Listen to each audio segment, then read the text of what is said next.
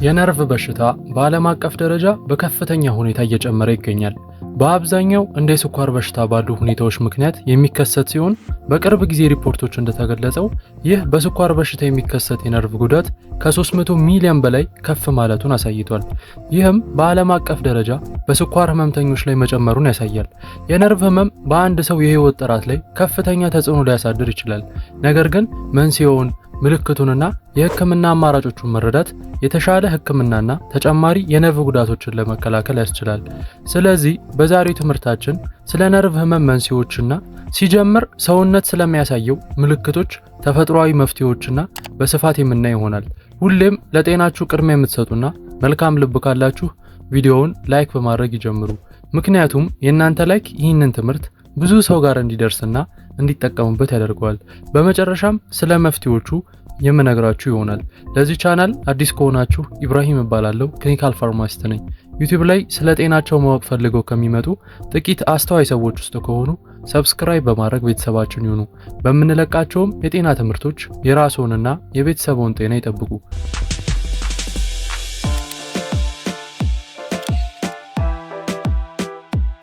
የነርቭ ህመም በማዕከላዊ የነርቭ ስርዓት ማለትም በአንጎል፣ በአከርካሪ አጥንትና በተቀረው የሰውነት ክፍል መካከል መልእክቶችን ለማስተላለፍ ኃላፊነት ያለው ነርቭ በሚጎዳበት ጊዜ የሚከሰት ሁኔታ ነው።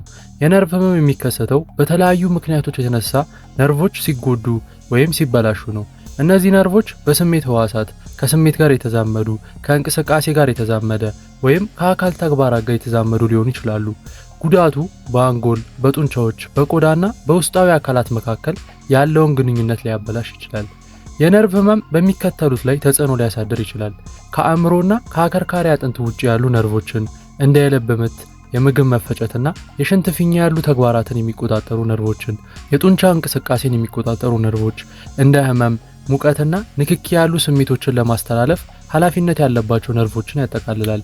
የነርቭ ህመም መንስኤዎች አንድ ሰው ላይ በአጋጣሚ ከሚደርስ አደጋ አንስቶ በቂ ክትትል ባልተደረገላቸው ስር የሰደዱ በሽታዎች ጭምር የነርቭ ህመም ሊጀምር ይችላል። እንዲሁም ከብዙ ውስጣዊና ውጫዊ ሁኔታዎች ሊነሳ ይችላል። አንዳንድ በጣም የተለመዱ መንስኤዎች የሚባሉት ታዲያ አንደኛ የስኳር በሽታ የነርቭ ህመም ወይም ዲያቤቲክ ኒውሮፓቲ። ስር የሰደደ የደም ስኳር መጠን መጨመር በጊዜ ሂደት ነርቮችን ይጎዳል። የስኳር በሽታ የነርቭ ህመም በጣም ከተለመዱት የፔሪፌራል ኒውሮፓቲ መንስኤዎች አንዱ ሲሆን በተለይም እግሮችን ይጎዳል። ሁለተኛ ኢንፌክሽኖች። አንዳንድ የቫይረስና የባክቴሪያ ኢንፌክሽኖች የነርቭ ጉዳትን ሊያስከትሉ ይችላሉ። ለምሳሌ እንደ ሺጌሊስ በቫርሴላ ዞስተር ቫይረስ ምክንያት የሚመጣ ኢንፌክሽን ነው። HIV ኤድስ እና ሄፓታይተስ ሲን ያጠቃልላል። እነዚህ ኢንፌክሽኖች ነርቭን ሊያስቆጡና መደበኛ ተግባራቸውን ሊያበላሹ ይችላል። ሶስተኛ ራስ ሰር በሽታዎች። የሰውነት በሽታ የመከላከል ስርዓት ነርቭን ጨምሮ የራሱን ቲሹዎች በስህተት በሚያጠቃበት ጊዜ የሚከሰት ነው። ለምሳሌ እንደ ሉፐስ፣ ሩማቶይድ አርትራይተስ። እነዚህ በሽታዎች ወደ ሰፊ የነርቭ ጉዳትና የነርቭ መቆጣት ሊመሩ ይችላሉ። አራተኛ የቫይታሚን እጥረት። የአንዳንድ ቫይታሚን እጥረት በተለይም ቫይታሚን ቢ የነርቭ ስርዓትን ይጎዳሉ። ለምሳሌ የቫይታሚን ቢ1፣ ታያሚን፣ ቢ6፣ ቢ12 እና ፎሌት እጥረቶች። የረጅም ጊዜ የቫይታሚን እጥረት ወደ ነርቭ ህመም ሊያመራ ይችላል። አምስተኛ መርዞችና መድኃኒቶች። ለከባድ ብረቶች እንደ ሊድና ሜርኩሪ መጋለጥ፣ የኢንዱስትሪ ኬሚካሎችና አንዳንድ መድኃኒቶች ነርቭን ሊጎዱ ይችላሉ። ለምሳሌ የኬሞቴራፒ መድኃኒቶች፣ አንዳንድ አንቲባዮቲኮችና ከመጠን በላይ አልኮል መጠጣት። ስድስተኛ ስር የሰደደ የኩላሊት በሽታ። ኩላሊት በደም ውስጥ የሚገኙ መርዛማ ንጥረ ነገሮችን በትክክል ማስወገድ ሲሳናቸው ውስጣቸው እንዲከማች በማድረግ የነርቭ መጎዳትን ያስከትላሉ። ከፍተኛ የኩላሊት በሽታ ባለባቸው ታማሚዎች ላይ ዩሬሚክ ኒውሮፓቲ ሊከሰት ይችላል። ሰባተኛ አካላዊ ጉዳት።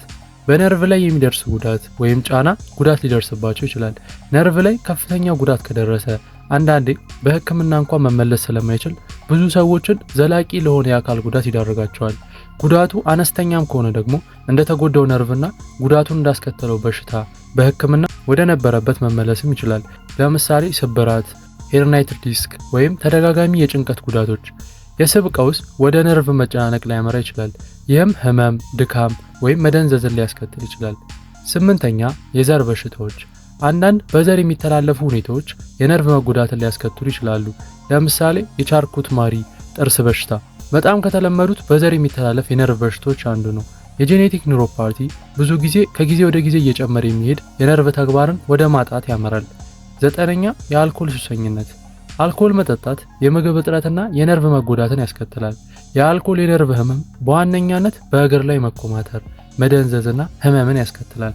10ኛ ካንሰርና የካንሰር ህክምናዎች። አንዳንድ ካንሰሮች ነርቮችን በቀጥታ ሊወሩ ይችላሉ።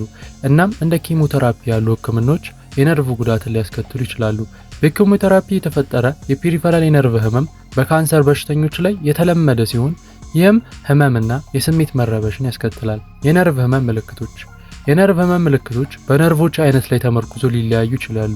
ሴንሰሪ፣ ሞተር ወይም ኦቶኖሚክ ምልክቶች ቀስ በቀስ ሊታዩ ወይም በድንገት ሊታዩና ከጊዜ ወደ ጊዜ እየባሱም ሊሄዱ ይችላሉ። አንደኛ የስሜት ምልክቶች። ህመም፣ የመውጋት፣ የማቃጠል፣ የመንቀጥቀጥ ስሜት ብዙ ጊዜ በእጆች ወይም በእግሮች ላይ ይታያል።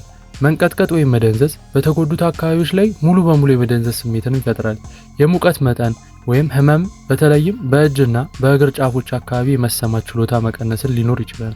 ሁለተኛ የሞተር ምልክቶች። የጡንቻ ድክመት፣ በክርኖች፣ በእግሮች ወይም በእጆች ላይ የድካም ስሜት መኖር፣ የጡንቻ አትሮፊ። የተጎዱት ጡንቻዎች ከአጠቃቀም ማነስ የተነሳ በጊዜ ሂደት ሊቀንሱ ይችላሉ። ፓራላይዝ።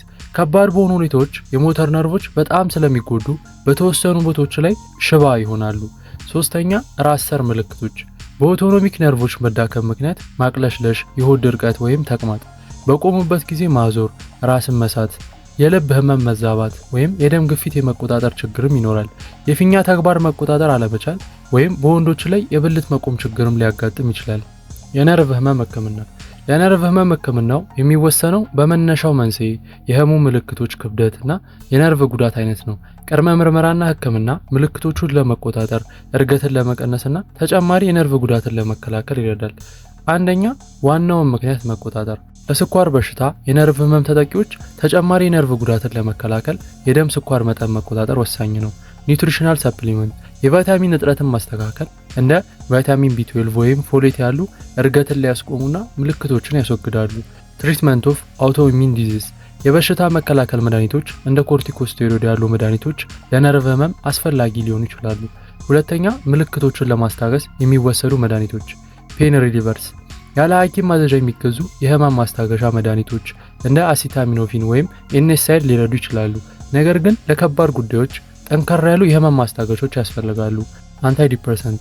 የተወሰኑ የጭንቀት መድኃኒቶች ለምሳሌ እንደ አሚትራይፒቲሊን፣ ዱሎክሲቲን የአንጎል የህመም ምልክቶች ምላሽን በመለወጥ ለነርቭ ህመም ውጤታማ መድኃኒቶች ናቸው። እንዲሁም ቶፒካል ትሪትመንት እንደ ሊዶኬንን የያዙ ቅባቶች ወይም ፓቾች በሚቀባ መልኩ ለቆዳ ህመም ማስታገሻ ሊሰጡ ይችላሉ። ሶስተኛ አካላዊ ህክምና። የአካል ብቃት እንቅስቃሴ ልዩ ልምምዶች ማድረግ ጡንቻዎችን ለማጠናከር፣ ሚዛንን ለማሻሻልና እንቅስቃሴን ለማሻሻል ይረዳሉ። የሙያዊ ህክምና ሰዎች ከዕለት ተዕለት እንቅስቃሴው ጋር እንዲላመዱና የጡንቻን ድክመት ወይም የስሜት ማጣትን ለመቋቋም መንገዶች እንዲያገኙ ይረዳል። አጋዥ መሳሪያዎችን መጠቀም የደካሙ እግሮችን ለመደገፍና እንቅስቃሴን ለማሻሻል ይረዳሉ። አራተኛ ቀዶ ጥገና። የቀዶ ህክምና የነርቭ ህመም በመጭመቅ በሚከሰትበት ጊዜ በነርቮች ላይ ያለውን ጫና ለማቃለል ቀዶ ጥገና ሊያስፈልግ ይችላል። አምስተኛ የአኗኗር ዘይቤ ለውጦች። የአመጋገብ ለውጥ በቫይታሚኖችና ማዕድናት የበለጸገ ጤናማ አመጋገብ በተለይም ቪታሚን ቢ የነርቭ ጤናን ለመደገፍ ይረዳል። እንዲሁም አልኮል መጠጣትን መገደብና ለመርዝ አለመጋለጥ ተጨማሪ የነርቭ ጉዳት እንዳይደርስ ይዳርጋል። የእግር እንክብካቤ የስኳር ህመምተኞች የነርቭ ህመም ላለባቸው የእግር ቁስሎችን በጊዜው መመርመር እንዲሁም ጉዳት እንዳይደርስበት ተገቢውን ጥንቃቄና ምቹ ጫማ ማድረግ አስፈላጊ ነው። የነርቭ ህመም ካልታከመ ምን ይፈጠራል?